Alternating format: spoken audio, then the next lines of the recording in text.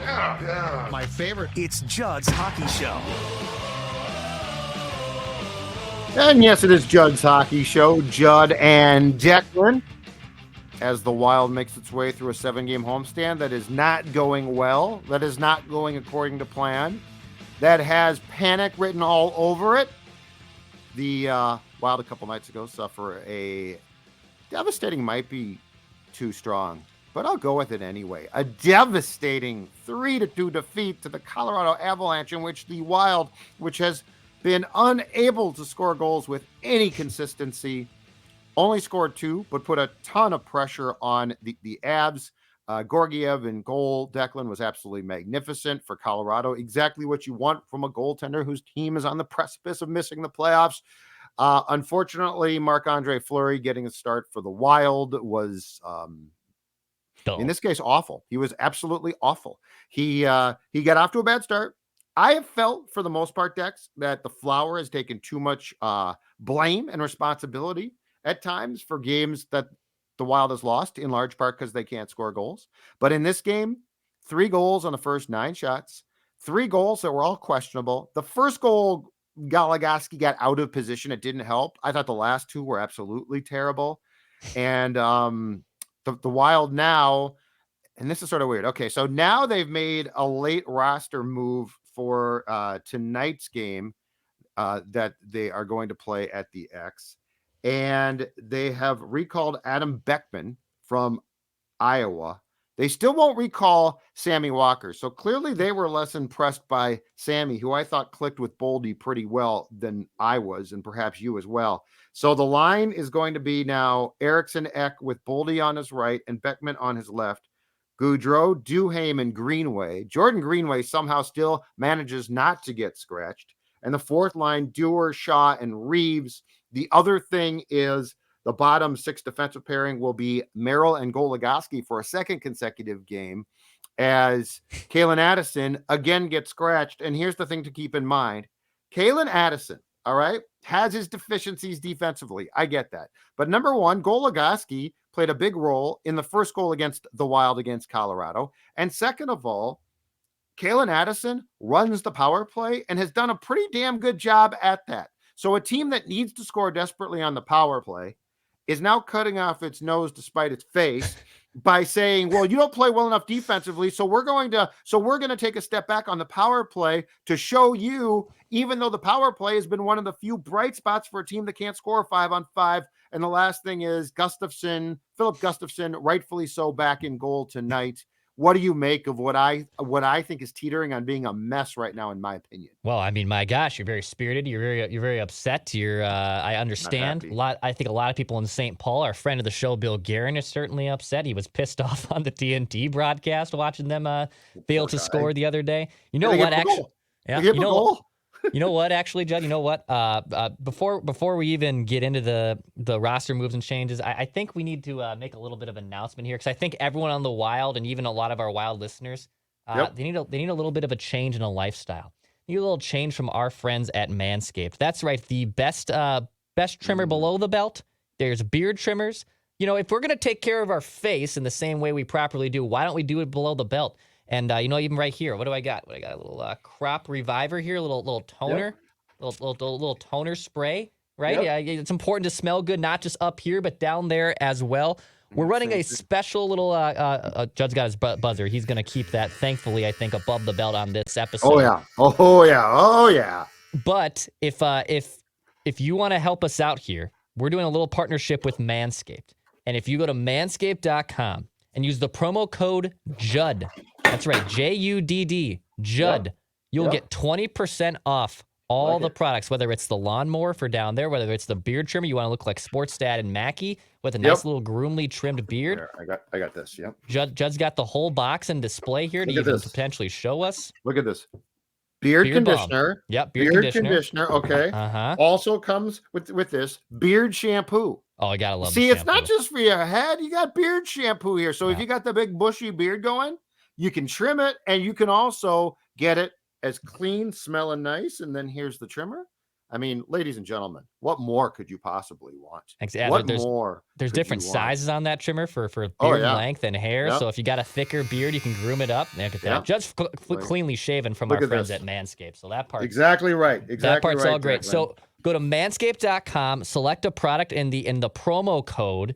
You use JUDD, JUDD, 20% off all Manscaped products.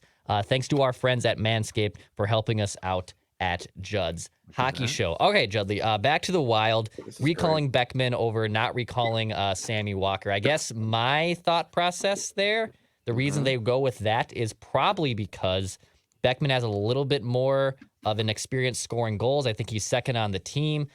He impressed in a training camp. What was that now? 2 training camps ago. Yep. I think he's played in 8 to 10 NHL games with the big club. I don't deny that there was obvious chemistry and the recency bias that when Sammy Walker was here, the former Gopher captain, that him and Boldy clicked pretty well. So I am a little surprised that both them weren't recalled here. I think the goal is, though, with a team that can't score 5-on-5 at all, that you recall a guy like Adam Beckman who's having success. I believe he even was an all-star at the AHL level a few weeks ago. So I think that's their process here, right? They want to try to get this offense sparked, and it probably starts with Adam Beckman. Yeah, let's go back to the goaltending, though, because I was really, really disappointed by. I mean, Fleury was terrible. So here's where I stand right now.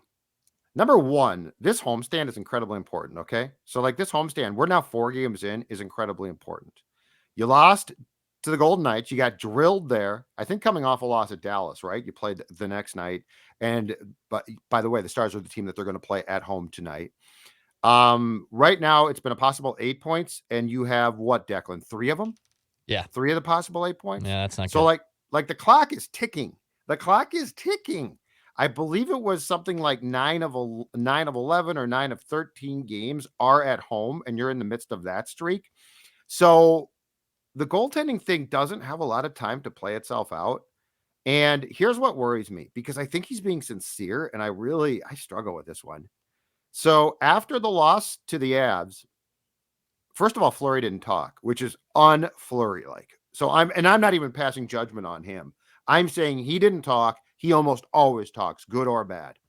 But the other thing is, Dean, in trying to keep Marc-Andre's spirits up, was like, he's been really good. Both of them have been really good. Our goaltenders have been, and at some point in time, I think you got to call a spade a spade. And I'm not saying that you have to rip a future Hall of Fame goaltender, Dex, but I do think that you have to say, yeah, that wasn't his best night and unfortunate, blah, blah, blah.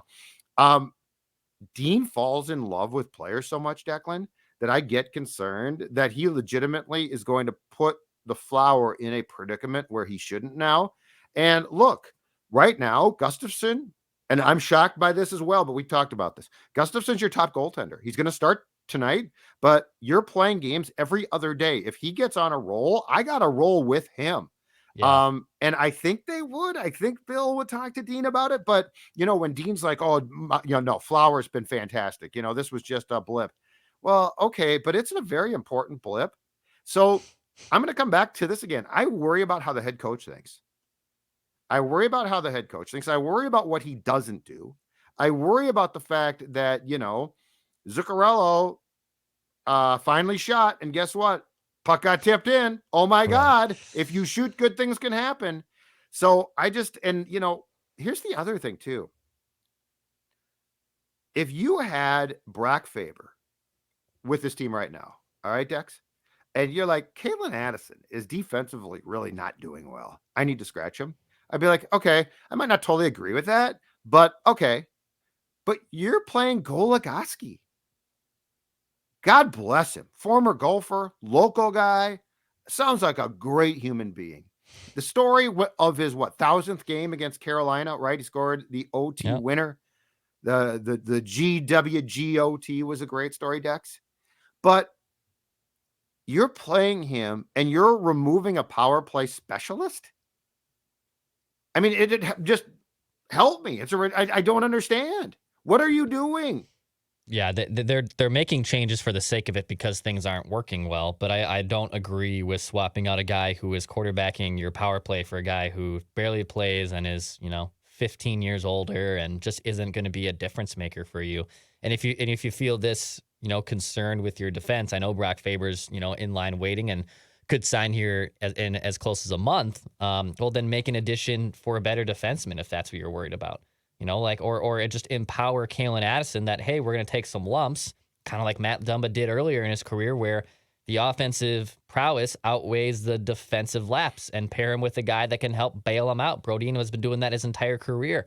I don't necessarily agree with the Goligoski for Addison swap on the goaltending front. As someone who really wanted this team to trade and acquire someone like Marc-Andre Fleury at the deadline last year, and even applauded them going out and re-signing him this summer when he's a UFA. He's not the same goalie he was. I don't think he's completely cooked, but Filip Gustavsson has easily been the better goalie this year. I think we have enough evidence to say that. Now, I still think, on your point of the coaching staff making, rash decisions to a degree, I think if the playoffs did start tomorrow, I think they start Fleury. I wouldn't agree with it, but I legitimately think that this coaching staff and Gary would say Marc-Andre Fleury is our guy. The fact that you say that is exactly what worries me. I'm not even here to debate you. I'm worried about this. I'm worried about Dean. Dean's idea of pulling strings. My guess is Garen told him to scratch Dumba, because Dean's idea of pulling strings is very, to me, sort of passive aggressive at times. And it's like you're literally punishing a power play specialist for not playing well enough defensively when you got other problems. Namely, you can't score a 5-on-5. And so you're punishing your power play.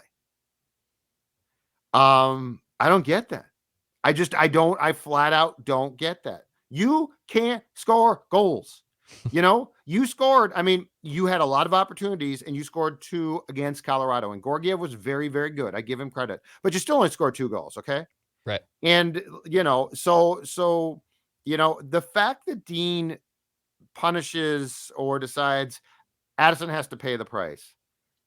Well, I think if you're Bill Guerin, you got to say, okay, Dean, but we need better options than Goligoski. And they don't have that. And look, this isn't even a this season thing. This is a me seeing how Dean operates at times. And I guess I'm more and more going towards the skeptics of, is this really your guy? Is this really the coach? Is this really the guy that's going to pull the right strings? I'm not looking for a Tortorelli type.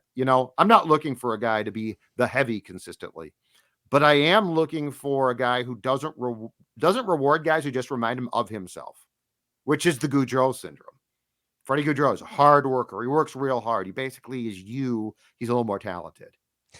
But that can't be how this works. Right. That can't be how it works. And, it concerns me that a year ago, Dex, at some point in time during last season, they separated Zuccarello and Kaprizov for what was a much needed wake-up call. It sort of helped them both. They won't even consider that this year. Why not? And I'm not looking to punish Kaprizov. I am looking to get Zuccarello to understand, and he did it a couple nights ago, that shooting is not against the rules. There's just a lot of things I'm seeing that worry me as far as when this team can make a run. And it's always going to stem back for me personally to the Blues playoff series, when I thought that the Blues absolutely outcoached at every turn the Wild. It might not have lost the series, but it sure as hell didn't help. Right. Well, I think they're probably trending more towards being sellers at the deadline. Obviously, if their play continues like this, there's no point to be buyers. I saw James Van Riemsdyk article from the Flyers athletic team that basically said, examining the market for him, and they admitted that, they'd be shocked if you got a first-round pick for him, but it's probably between a second or a third-round pick. And I like JVR a lot, but if this team isn't playing competitive hockey, then I'm not really interested in sacrificing that for a guy who might help you score a little bit more 5-on-5, but probably isn't worth the price of admission if you're just going to be this terrible all the damn time, which they have been for the last 5 weeks or so.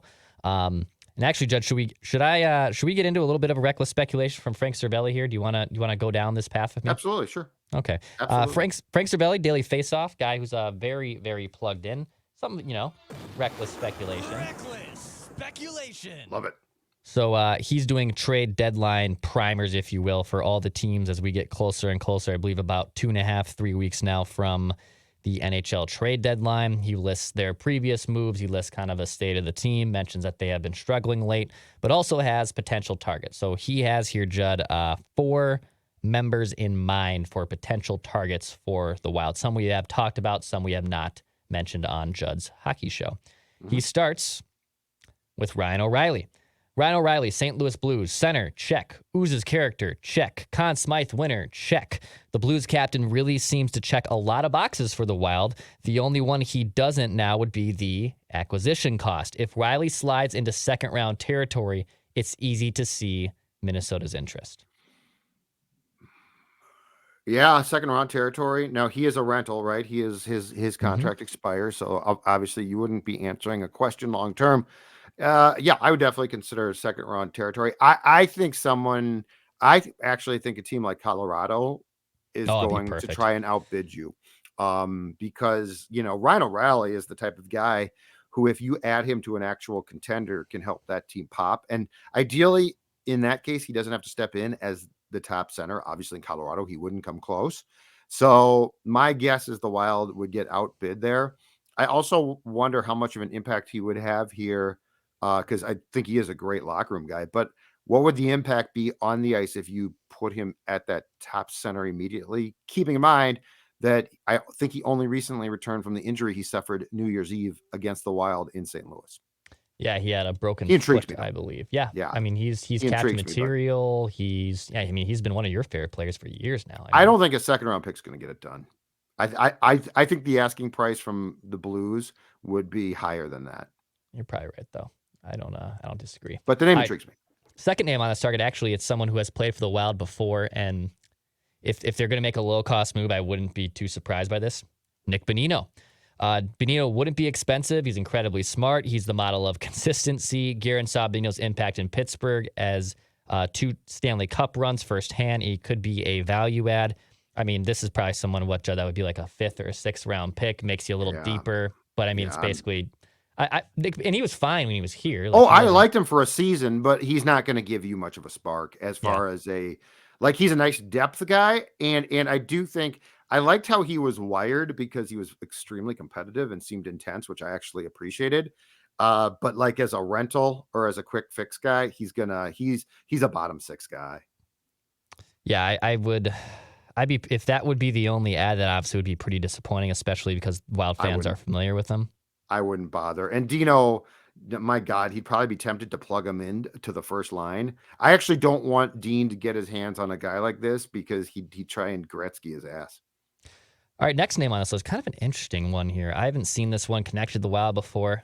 Taylor Radish with the Chicago Blackhawks. So Radish's acquisition costs likely wouldn't be cheap, but if the Wild were to go down a path of a winger, he's been productive, and the contract next season is below league minimum, which would be a perfect guy for their salary cap situation. Little background, Judd, on Taylor Radish. So he was a second-round pick by Tampa in 2016. Obviously bogged down a little bit there. He gets traded to Chicago last season for was a first-round pick in 2023, a first-round pick in 2024. They paid a pretty significant price to get him. He's having a good season for a bad Blackhawks team. 14 goals in 53 games. A little bit high shooting percentage to me at 17%, but plays a lot of minutes because Chicago stinks. He's right. It wouldn't come cheap, but he isn't making a ton of money right now. What do you think about Taylor Radish as a potential target? What's his contract status? I'm trying to find that right now.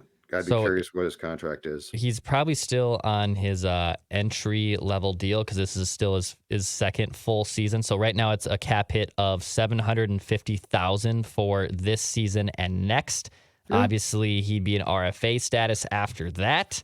If he continues down this path, he will certainly get paid. But yeah, I mean, the idea here is that you'd be paying him, to Frank's point, below league minimum for a guy who has been a double-digit goal scorer in Chicago. Very intrigued. My only question is, and as Frank said, the asking price. Yeah. Because I'm probably not going to. I mean, this is, unless I got a deal, which you're not going to at the deadline. I don't know that this is the time to add a guy like that. But yes, that one fits in more with a vision into the future, at least. But I'm willing to bet that they would want more than the Wild is prepared to give up in such a trade right now. Mm-hmm. All right, one more name here, Judd. We've been mentioning a lot of forwards, but Frank does have a defenseman target for the Wild. Luke Schenn. Schenn is the type of stylistic defender who can help Minnesota. He doesn't take unnecessary risks. He is physical, won't break the bank on an acquisition cost, and is the player the Wild could re-sign for next season if they like him. Luke Schenn is a UFA after this year, $850,000. He's played in, let's see here, a boatload of games between the Flyers, the Yotes, the Canucks. He actually went back to the Canucks after playing for them in 2019. 18 points this season. Yeah, to Frank's point, a nice stay-at-home defenseman. This actually, in my opinion, would make a lot of sense, right? I was just talking about how they need just a stable defenseman. He is 33 years old, I believe, so he's up there in age, but won't cost a ton either. I actually think this could make a lot of sense for the Wild as a buy low guy. Unfortunately, his name has been thrown around going to contenders like Tampa Bay. So again, I think he falls into the O'Reilly bin of being too expensive. His wife, I just read something. I think his wife just had a baby as well. And so there's some issues with being with him. I'm not blaming him one bit. I don't know that you would get his full concentration because I think he's got some family stuff as well. So timing wise, it might not be perfect, but I think a contender like Tampa Bay is probably going to outbid you because he could be a huge pickup for a team that could plug him in. Not to say that the Wild couldn't, but I guess on defense, if Faber's coming, and you're going to keep Dumba, I don't know that you need a rental type, quick fix defenseman type. So, but yeah, I mean, Schenn's a pro and he definitely can hit, and Luke Schenn to me seems like he would have been more of a candidate to be traded here last year. When Bill was wheeling and dealing and acquired Middleton, who in retrospect, I think plays more of a game like Luke Schenn, right?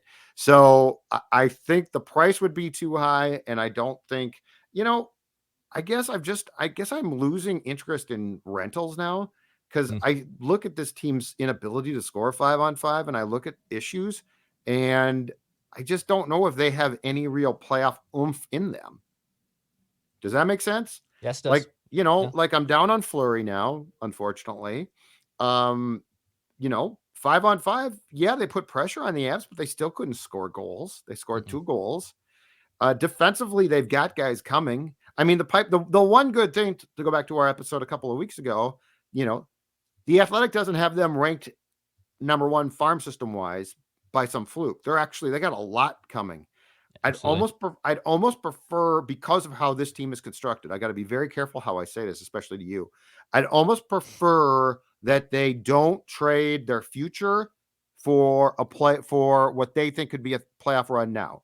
Now, could that day come? Absolutely. Do I think that day was there for a shot last year? Absolutely. But I don't know that I think this team has the capability, if you make an ad or two of like a veteran guy who's going to walk immediately. And the other problem too with like the Blackhawks or Blues is now you potentially have given a division rival some good players and your payoff is very, very short. Absolutely. A year ago, I agreed with it. I agreed with this. Yeah, like, let's go see what they can do. This year, much more skeptical. And you know what, Declan? I think deep down in Billy Guerin's heart, he is too. Yeah, 8 games, I believe, right? Or is the trade deadline March 1st? Is it March 3rd? 3rd. Okay, so afternoon, March 3rd. Let's see here. 8 games on the Wild schedule before that deadline hits on March 3rd. They have the Stars on Friday night this evening. They have the Predators on Sunday, home against the Kings to finish that homestand, and then they're on the road against Blue Jackets and Toronto, back at home again against Columbus, the Islanders, and then they finish that stretch against Vancouver on Thursday night. So, I mean, if they are going to be buyers here, I think they'd have to, number 1, turn it around, and then 2, as that deadline plays out and as that process gets wonky and up and down like the stock market goes basically on deadline day, they have to weigh what they want to buy, what they want to sell, and see where the chips fall as they may, John. So when Bill Guerin joined us, I think he said directly to us that he thinks that playoff race is going to go down to the last few days of the season. This is not a team that's worth making better to make the playoffs. That's my opinion. I would either sell or allow nature to take its course. And if you make the playoffs, fine. And if you don't, fine. But I don't see this team having anything near the capability to make a run. And so I'm not going to mortgage any part of my future to hang a banner. I made the playoffs. You don't get banners for that. You don't get trophies. And so, yeah, I think we are probably in lockstep here. Before we go, give our friends at Manscaped one more plug, because folks, this is going to help us here at JHS and SKOR North. Give them a plug. Manscaped. Absolutely. Manscaped.com. Go to checkout and use promo code JUDD, J-U-D-D. Get 20% off all products, whether it's a trimmer on the beard, trimmer below the belt, whether it's the fine products like the Crop Reviver or the Beard Balm or the Beard Shampoo. Plenty of great options at our friends at Manscaped. 20% off all products with promo code JUDD at checkout. That's promo code JUDD at checkout. Go check out manscaped.com for all those needs. And also a shout out to the Minnesota Golf Show, the 2023 Choice Bank Minnesota Golf Show. Next weekend, Mackie and Judd will be hanging out there as well to take some questions, to field some comments, talk the Purple Daily leadership. You could maybe even bring in some wild questions for Judley there as well. Judd's going to lather up with some of that beard oil, so he looks very nice because he's being nicely well-groomed from our friends at Manscaped when that Choice Bank Minnesota Golf Show rolls around. All right, Judley, we'll probably be back either next Monday as well, or maybe not on Sunday night with some Judd's Hockey Show. Hopefully the Wild maybe crawl out of this cellar here, and we'll certainly see what happens. Hit the subscribe button. Daily Minnesota Sports, Entertainment, and Pass, Shoot, Score. There's no room for petty bull.